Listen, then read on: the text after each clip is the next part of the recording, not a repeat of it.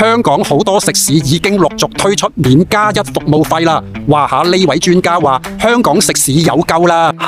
被譽為商鋪專家嘅李根興前幾日發帖咁講啊，去咗上環嘅茶記進餐啊，餐廳唔收小費之餘，仲送上紙巾喎。服務員笑面迎人，佢形容係食過最開心嘅一餐茶餐廳晚餐啊，心情好，自然叫多幾碟餸啦。佢認為呢啲咁樣嘅服務質素，呢啲食肆一定可以自救啊。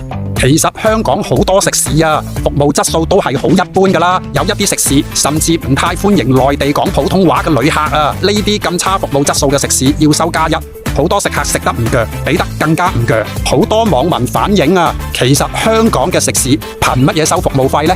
而家好多餐廳已經陸續推出 QR Code 點餐，顧客同服務員嘅交流基本上係零啊。所以究竟佢服務緊我啲咩呢？難道佢將個餐捧過嚟我張台度，就代表佢要收10% 服務費？呢位網民就話冇乜服務，根本唔應該加一，正正經經價錢幾多就幾多，成日巧立名目搶錢，免加一菜記加翻落餐價，一九樣 one dog face， 再唔係就縮份量，點會俾着數你啊？哇下呢個評論似乎句句中 point 話，中菜茶位貴，茶葉質素差，硬上兩碟不是人人喜歡的前菜小食，4個人計埋加一，未叫食物已經接近200，生意差不無道理話。睇嚟呢啲咁樣嘅食客咁多年以嚟都積咗一啲怨氣話，佢哋講嘅說話似乎都係有道理嘅話。我食開嘅西浦城一間酒樓同埋太子嘅一間椰子雞食肆，佢哋嘅點心價格都係非常合理嘅。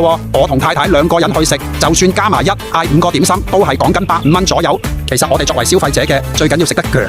如果你嘅服務質素 OK， 食物質素 OK， 價錢又合理嘅話，其實就算比內地貴少少，我哋都願意去支持你，因為我哋食得鋸。但係如果食得唔鋸嘅話，就唔會有下次。所以講嚟講去都係性價比啊！我係香港尖記，期待透過我嘅分享，讓你睇到一個活生生美麗嘅香港。喺你嘅心目中，邊啲香港嘅食肆係既有服務態度，食物質素亦都係非常 OK 㗎？記住留言區同我分享下喎。